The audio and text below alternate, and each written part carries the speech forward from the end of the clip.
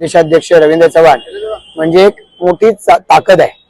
कार्यकर्त्यांशी संवाद साधायला त्यांचं येणं हे आम्हा सर्व कार्यकर्त्यांना प्रचंड ऊर्जा देणार आहे आणि त्यामुळे त्यांनी एका अर्थानं आमच्या निवडणुकीमध्ये कार्यकर्त्यांची ही संवाद बैठक घेऊन आम्हाला जिंकण्याची ताकद दिलेली आहे।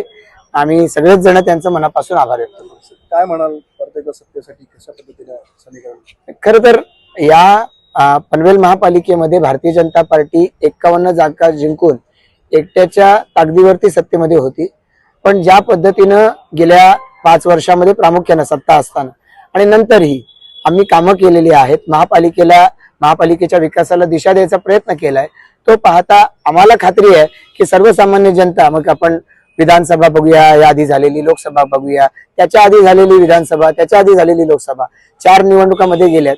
या 4 निवडणुकांमध्ये लोकांनी आम्हाला विशेषत्वानं भारतीय जनता पार्टीला ताकद दिली आहे।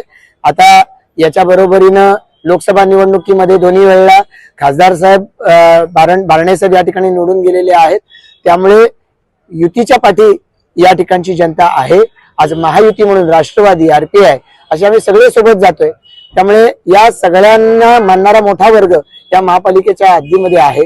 कामही आहेत आणि जनसंपर्कही आहे, या दोन्हीच्या आधारे आम्ही नक्कीच जिंकू आणि पूर्वीपेक्षा मोठा विजय मिळू। चव्हाण साहेबांनी सांगितलं 3 वाजेपर्यंत आपण काहीतरी गोड बातमी त्यांना द्याल। आता कार्यकर्त्यांशी बोलताना कार्यकर्त्यांना खुलवणं, त्यांना बोलणं हे चव्हाण साहेब सातत्यानं करत आलेले आहेत। कार्यकर्त्याला विश्वास कसा द्यावा, आधार कसा द्यावा आणि कार्यकर्त्याच्या चेहऱ्यावर हास्य कसं आणावं हे चव्हाण साहेबच ओळखतात। त्यांचे संकेत त्यांना माहिती, मला स्पष्ट कल्पना नाही। सर, महाविकास आघाडीचं किती आव्हान आहे तुम्हाला?